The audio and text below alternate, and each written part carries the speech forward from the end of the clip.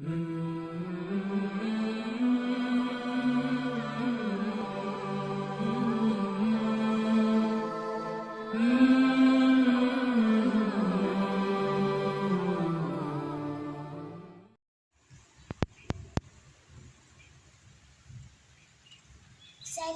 کے 10ویں باب کا 5واں قصہ پیش خدمت ہے۔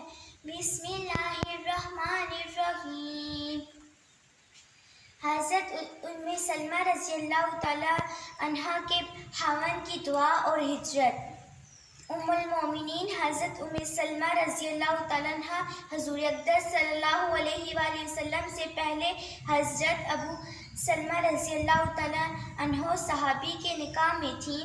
دونوں میاں بیوی بہت ہی زیادہ محبت اور تعلق تھا، جس کا اندازہ اس قصے سے ہوتا ہے کہ ایک مرتبہ ام سلمہ رضی اللہ تعالیٰ عنہ نے ابو سلمہ رضی اللہ تعالیٰ عنہ سے کہا کہ میں نے یہ سنا ہے کہ اگر مرد اور عورت دونوں جنتی ہوں اور عورت مرد کے بعد کسی سے نکاح نہ کرے تو وہ عورت جنت میں اسی مرد کے ساتھ ہوگی۔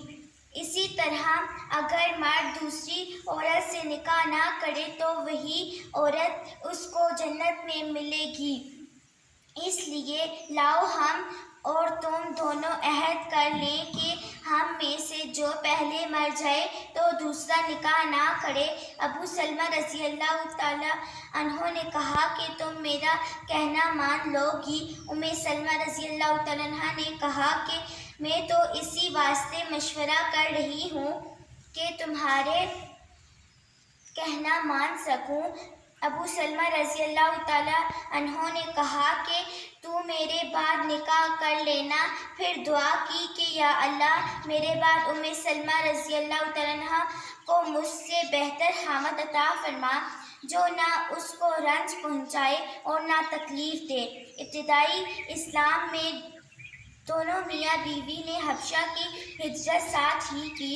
اس کے بعد وہاں سے واپسی پر مدینہ طیبہ کی ہجرت کی، جس کا مفصل قصہ خود ام سلمہ رضی اللہ تعالیٰ عنہ بیان کرتی ہیں کہ جب ابو سلمہ رضی اللہ تعالیٰ عنہ نے ہجرت کا ارادہ کیا تو اپنے اونٹ پر سامان لاد لیا اور مجھے اوپر بٹھا لیا اور میرے بیٹے سلمہ رضی اللہ تعالیٰ عنہ کو سوار کر لیا اور خود اونٹ کی رسی پکڑ کر چلنے لگے۔ میرے میکے کے لوگوں بنو مغیرہ نے دیکھ لیا۔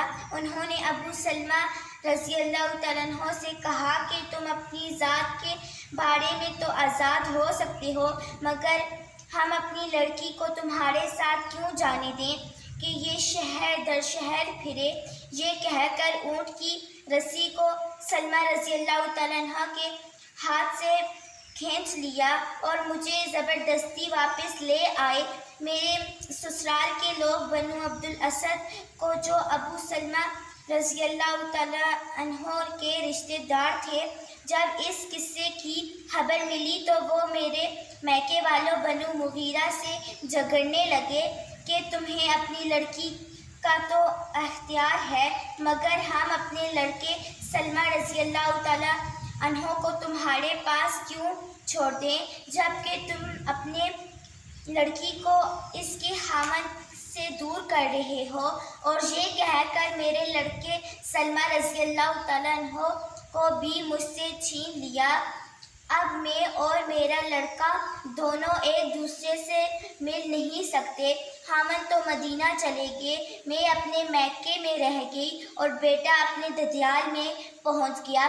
میں روز میدان میں نکل کر شام تک اتنا روتی ہوں۔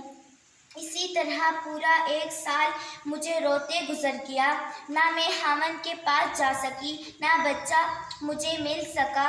ایک دن میرے ایک چچا زاد بھائی نے میرے حال پر ترس کھایا اور اپنے گھر والوں سے جا کر کہا تمہیں اس مسکین پر ترس نہیں آتا جو اپنے بچے اور خاوند دونوں سے ایک دم جدا ہے؟ اس کو کیوں نہیں چھوڑ دیتے؟ غرض میرے چچا زاد بھائی نے کہا سن لیا اور ان سب نے مجھے کہا کہ تم اگر اپنے خاوند کے پاس جانا چاہتی ہو تو تم جا سکتی ہو۔ یہ دیکھ کر بنو عبد الاسد نے بھی لڑکا دے دیا۔ میں نے ایک اونٹ تیار کیا اور بچے کو گود میں لے کر اونٹ پر تنہا سوار ہو کر مدینہ کو چل دی۔ 3-4 میل چلی تھی کہ حضرت عثمان رضی اللہ تعالیٰ عنہ مجھے ملے۔ مجھ سے پوچھا کہ اکیلی کہاں جا رہی ہو؟ میں نے کہا کہ اپنے خاوند کے پاس مدینہ جا رہی ہوں۔ انہوں نے کہا کوئی تمہارے ساتھ نہیں ہے؟ میں نے کہا کہ اللہ کی ذات کے سوا کوئی نہیں ہے۔ انہوں نے میرے اونٹ کی رسی پکڑی اور آگے آگے چل دیے۔ خدا پاک کی قسم مجھے عثمان سے زیادہ شریف آدمی کوئی نہیں ملا۔ جب اترنے کا وقت ہوتا وہ میرے اونٹ کو بٹھا کر خود علیحدہ درخت کی آڑ کے نیچے ہو جاتے۔ میں اتر جاتی اور جب سوار ہونے کا وقت ہوتا اونٹ کو سامان وغیرہ لاد کر میرے قریب بٹھا دیتے۔ میں نے اس اونٹ پر سواری کی اور وہ آ کر اس کی رسی پکڑ کر آگے آگے چلنے لگتے۔ اسی طرح وہاں مدینہ منورہ پہنچے۔ جب قباء میں پہنچے تو انہوں نے کہا تمہارا خاوند یہی ہے۔ اس وقت تک ابو سلمہ رضی اللہ تعالیٰ عنہ قباء ہی میں مقیم تھے۔ عثمان مجھے وہاں پہنچا کر خود مکہ مکرمہ واپس ہو گئے۔ پھر کہا کہ خدا کی قسم عثمان بن طلحہ سے زیادہ کریم اور شریف آدمی میں نے نہیں دیکھا، اور اس سال میں جتنی مشقت اور تکلیف میں برداشت کی شاید اتنی کوئی کر سکتا۔ حضرت ام زیاد رضی اللہ تعالیٰ عنہ کی چند عورتوں کے ساتھ خیبر میں شرکت۔ حضور اقدس صلی اللہ علیہ وآلہ وسلم کے زمانے میں مردوں کو تو جہاد کی شرکت کا شوق تھا، جس کے واقعات کثرت سے نقل کیے جاتے ہیں۔ عورتیں بھی اس چیز میں مردوں سے پیچھے نہیں تھیں، ہمیشہ مشتاق رہتی تھیں اور جہاد موقع ملے تو پہنچ جاتی تھیں۔ ام زیاد رضی اللہ تعالیٰ عنہ کہتی ہیں کہ خیبر کی لڑائی میں ہم 6 عورتیں جہاد میں شرکت کے لیے چل دیں۔ حضور اقدس صلی اللہ علیہ وآلہ وسلم کو اطلاع ملی تو ہم کو بلایا۔ حضور اقدس صلی اللہ علیہ وسلم کے چہرے پر نور کا غصہ تھا۔ ارشاد فرمایا کہ تم کس کی اجازت سے آئی اور کس کی اجازت سے ساتھ لائی کسی کو؟ ہم نے عرض کیا یا رسول اللہ، ہم کو ادن بننا آتا ہے اور جہاد میں اس کی ضرورت پڑتی ہے۔ زخموں کی دوائیں بھی ہمارے پاس ہیں اور کچھ نہیں تو مجاہدین کو تیر ہی پکڑانے میں مدد کر دیں گی، اور جو بیمار ہوگا اس کی دوادار بنیں گی، ستو وغیرہ گھولنے اور پھیلانے میں مدد کریں گی۔ حضور اقدس صلی اللہ علیہ وآلہ وسلم نے ٹھہر جانے کی اجازت دے دی۔ حق اللہ شانہ نے اس وقت عورتوں کو بھی ایسا ولولہ دیا کہ جرأت پیدا فرمائی اور ان کو بھی جہاد میں آنے کا موقع دیا، جو آج کل مردوں میں بھی نہیں ہے۔ دیکھیں یہ سب اپنے شوق سے خود ہی پہنچ گئیں اور کتنے کام اپنے کرنے کی تجویز کر لی۔ حنین کی لڑائی میں ام سلیم رضی اللہ تعالیٰ عنہ باوجود یہ کہ حملہ کرنے والی تھی، عبداللہ بن ابی طلحہ پیٹ میں تھے، شریک ہو گئیں اور ایک خنجر ساتھ لے رکھا تھا۔ حضور اقدس صلی اللہ علیہ وسلم نے فرمایا کہ یہ کس لیے ہے؟ عرض کیا کہ اگر کوئی کافر میرے پاس آ جائے تو میں اس کے پیٹ میں مار دوں گی۔